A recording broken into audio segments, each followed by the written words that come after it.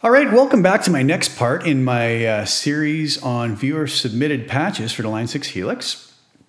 This week, I am working with a patch submitted to me by one of my viewers named Rob Groden or Groden. I'm not sure. Sorry, Rob. I'm sure it's one or the other.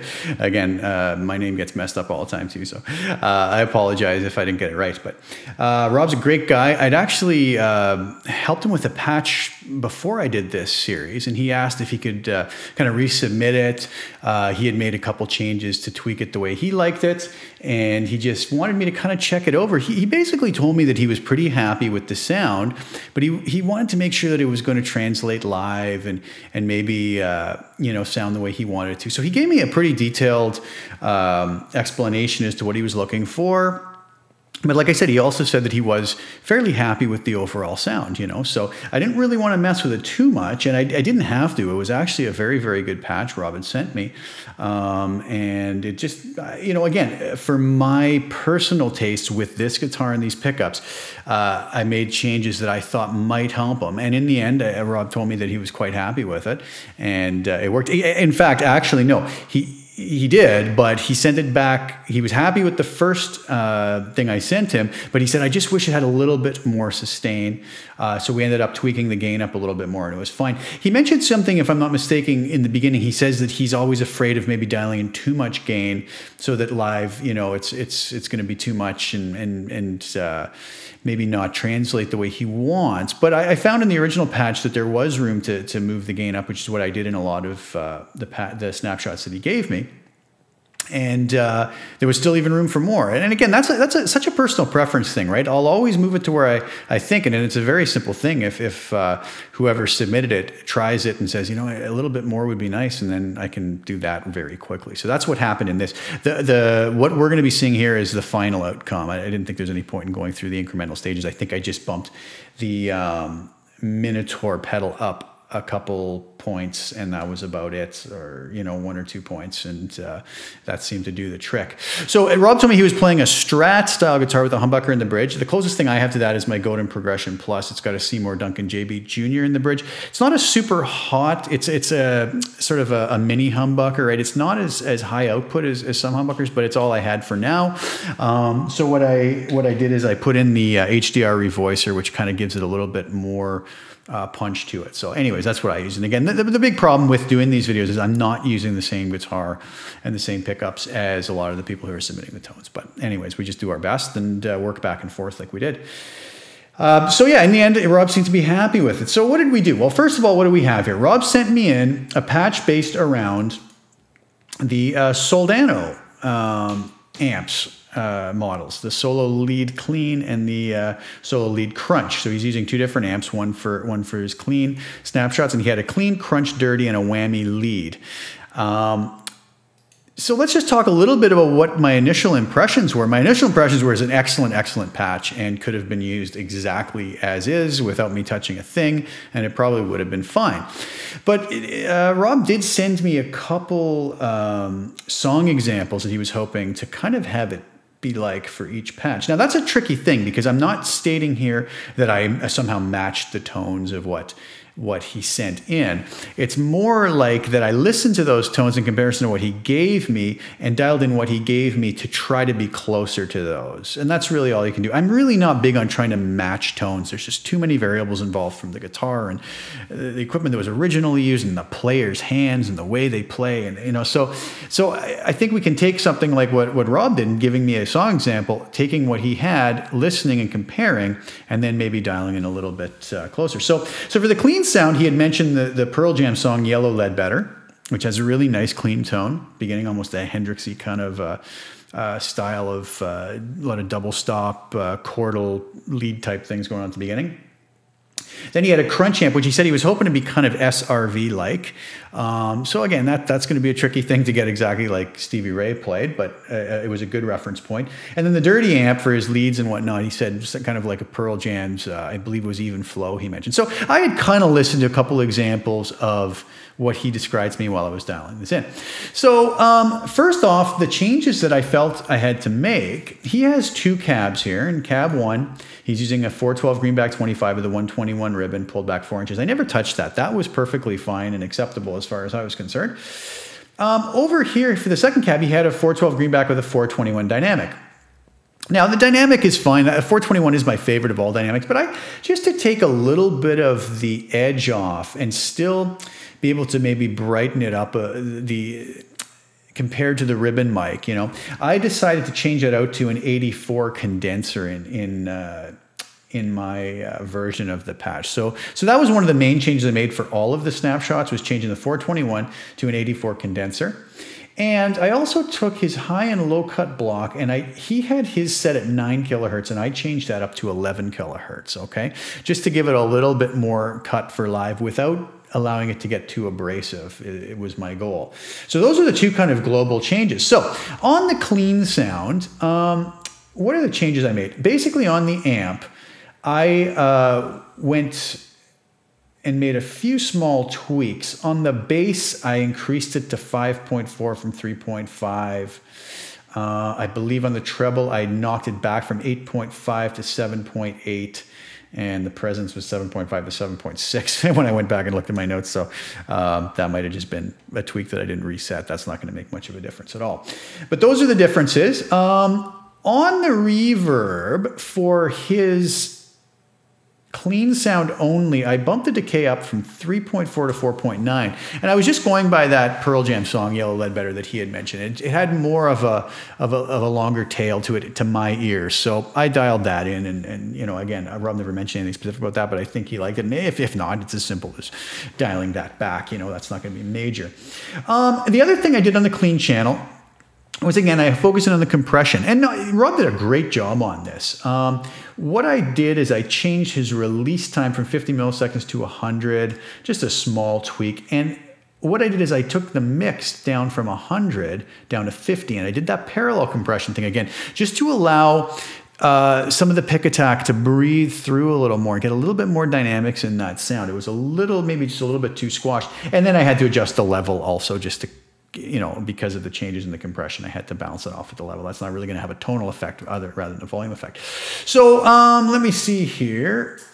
Okay, so here's Rob's original sound that he had.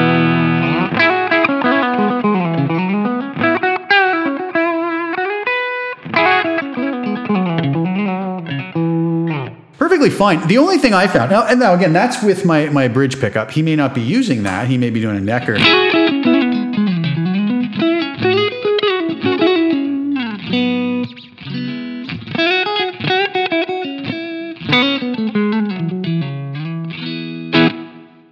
I did find that in comparison to this Pearl Jam song he told me about, that he was trying to get it closer to, it was a little thin sounding.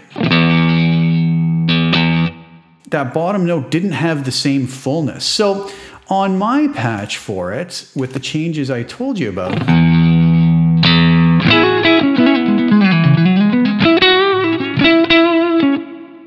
you'll hear the reverb longer.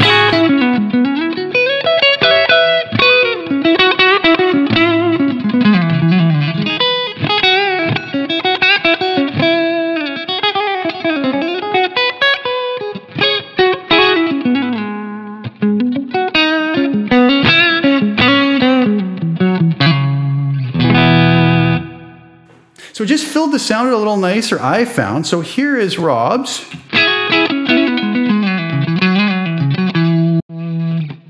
Sorry, here's Rob's again.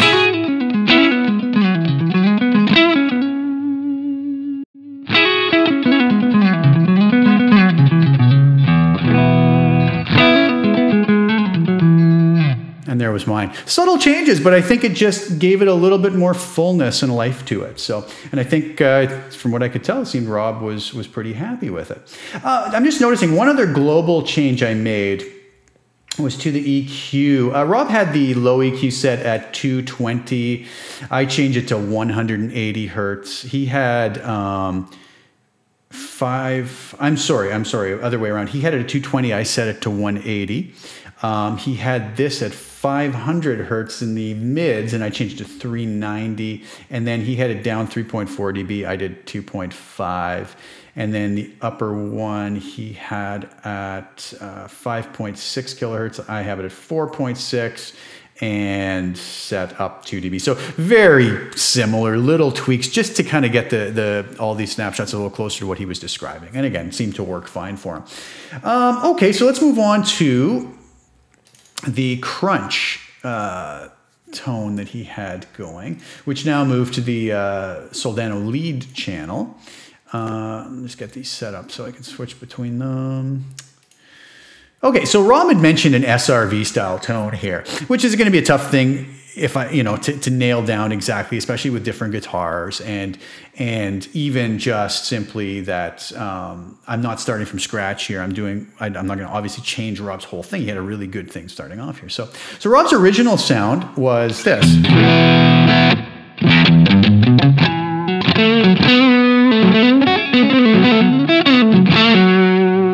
It's on the neck.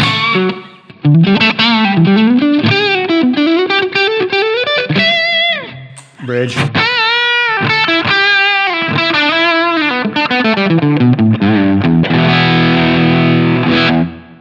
Okay. What I changed that to.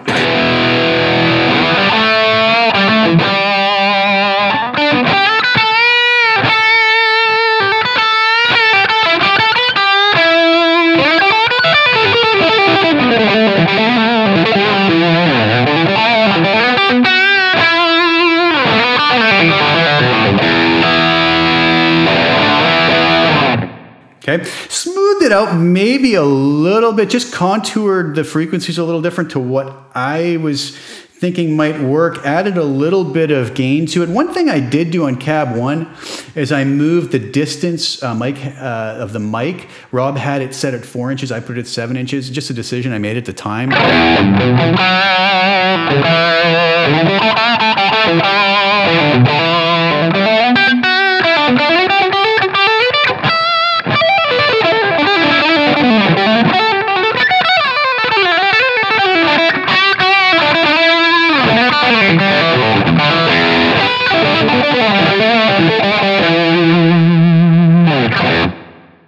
I just felt that might, translate live a little better, not get too harsh when it's cranked up. Here was back to Rob's original one.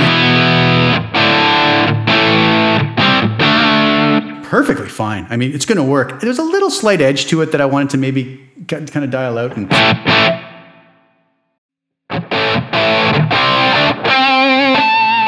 Maybe allowed to be a little bit smoother. And to do that, I bumped the Minotaur overdrive up a couple points, pulled the tone back from 5.2 to 4.9. I made that ribbon mic change, a distance change I told you about. The crunch amp, I just moved from 5.6 on the drive up to 6. And I believe the presence I moved up from 5 to 6.5 to still give it a little bit of bite.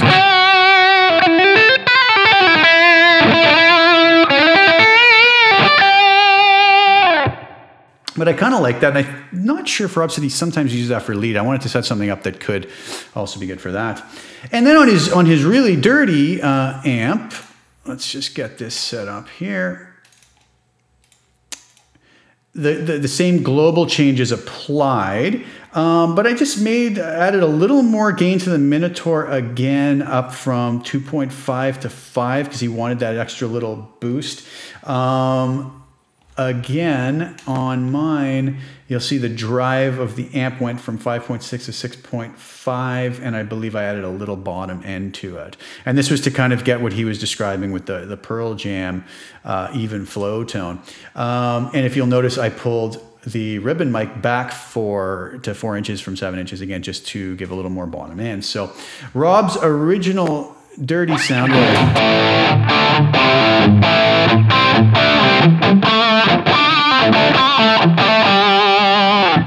nothing wrong with it. It's perfectly usable in its state, right? And here was what I came up with.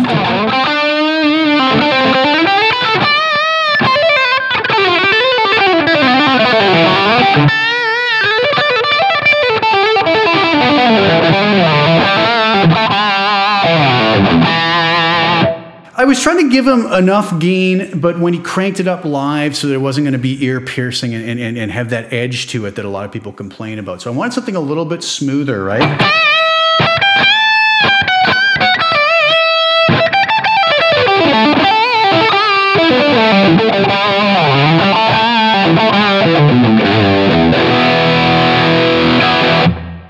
So, in the end, Rob seemed pretty happy with all of that. And again, these are small changes, you know, and that's a pretty interesting thing. A lot of times, I think maybe when and I can be just as guilty of this, right? And it's a good lesson to be aware of, is that I think sometimes we feel like if something isn't working for us, that we have to make these dramatic, huge changes. And sometimes 1 or 2 or 3 little tiny changes, maybe moving that mic an inch this way or that way, maybe just a little boost up in the overdrive or a little pull back in the bass, or, you know, just small changes. Those will all add up to sometimes just give us what we need, right? So overall, Rob did an absolutely fabulous job on this patch. It was really, really great. It could have been used exactly as it was, and it would have been fine. And, you know, Rob probably would have been happy with it. But I think I was able to discern what he was looking for by his description to me, and I hope I dialed that in a little better for him, and it's something that'll be useful for him. He seemed to say that he was very happy with it, and again, it makes me happy when that works out that way.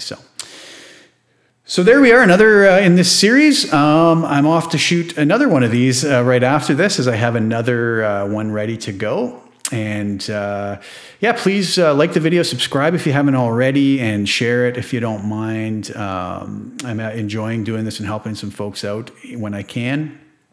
And I really appreciate everybody's support and kind words.